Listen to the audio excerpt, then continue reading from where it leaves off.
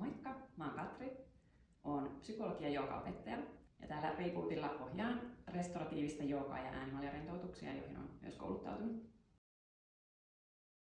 Psykologiasta mä oon kiinnostunut oikeastaan jo ihan yläasteikäisenä. Mä kiehtoi se, että miten ihminen käyttäytyy ja sitten se psyykkinen hyvinvointi. Mutta sitten mä oon kyllä aika varhaisesta vaiheesta jo itsekin oman kokemuksen kautta ja muiden läheisten kautta huomannut sen, että ihminen on tosiaankin psykofyysis-sosiaalinen kokonaisuus.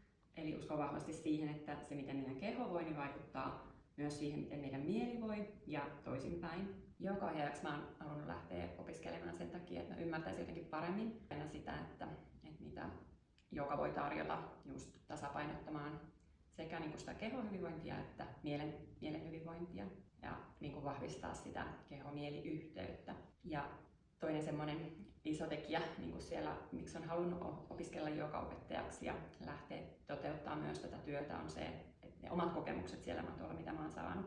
Eli mä oon aika semmoinen nopea ja aktiivinen, toimelias ihminen, niin jooga on tuonut mulle sit sitä semmoista mahdollisuutta pysähtymiseen ja semmoiseen tasapainoon. Ja monta kertaa niin kun ne semmoiset tosi hyvät kokemukset, niin on tullut semmoinen olo, että tätä mä haluan tarjota myös niin kuin muille.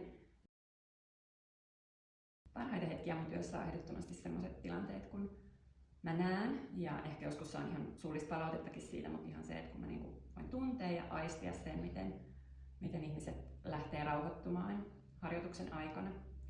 Eli semmoinen tilanne vaikka, että joku tulee aika kiireisenä, ehkä väsyneenä, kenties vähän kireinäkin tunnille, ja sitten jotenkin se semmoinen rauhallisuus ja levollisuus, mikä niinku laskeutuu ihmiseen, kun saa tilaa pysähtyä ja olla.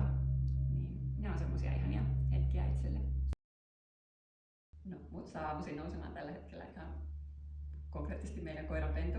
Eli se tulee iloisena sieltä herättelemään ja haluaa huomioon. En ole mikään kauhean aamuihminen tai en ole mikään aamuäreä ole, mutta en ole mikään aamuvirkko, eli jos on mahdollista, niin mä kyllä mielelläni aamulla nukun pitkäänkin, mutta se on semmoinen, mikä nyt saa liikkeelle. Ja sitten tietysti on ihanaa, että pääsee usein aamuisin sit just tuonne luontoon liikkumaan ja heräämään sen avulla.